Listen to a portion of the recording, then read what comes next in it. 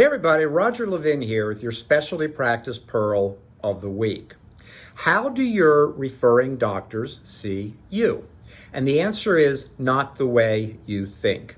We're very fortunate at Levin Group. We live in this giant laboratory. We have general dentists in their division and specialists in their divisions and others. And we get to really talk to people. And one of the habits I've developed over the years, by the way, just as an aside, I think a great leadership habit that I learned from someone else is go in with a question. So we ask questions to dentists all the time. I love to ask questions. And here's what I'm learning. The way you think your referring doctors see you is not normally the way they see you.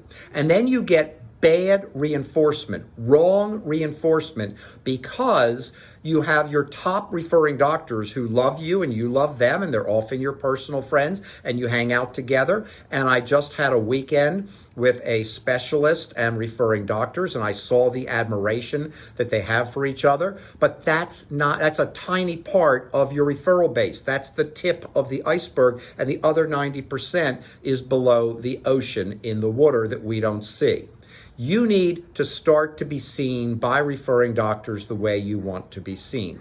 And I have a case recently that just came up where a referring doctor a top referring doctor literally cut off all referrals overnight to specialty practice because he was ignored. And he said, why am I doing this? They never reach out to me other than reports. I came to this referral event. Nobody even bothered to spend any time with me until I approached them. Why am I referring there?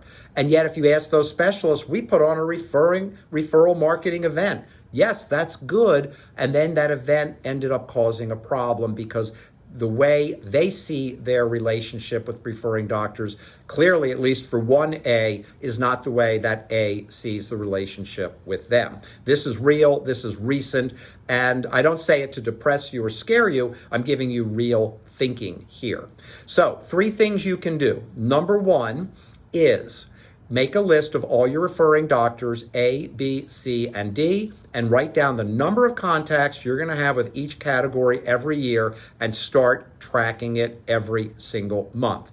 Number 2, build your annual referral marketing calendar and have your professional relations coordinator carry it out religiously. The number 1 problem we see even in our client base is when the professional relations coordinator does not carry out the strategies, the program. And there are a million excuses. None of them matter. Referrals get hurt now and in the future.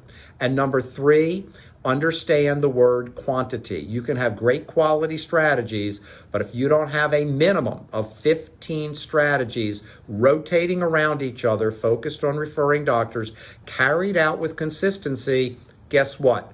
Your referral marketing program may end up hurting you more than helping you.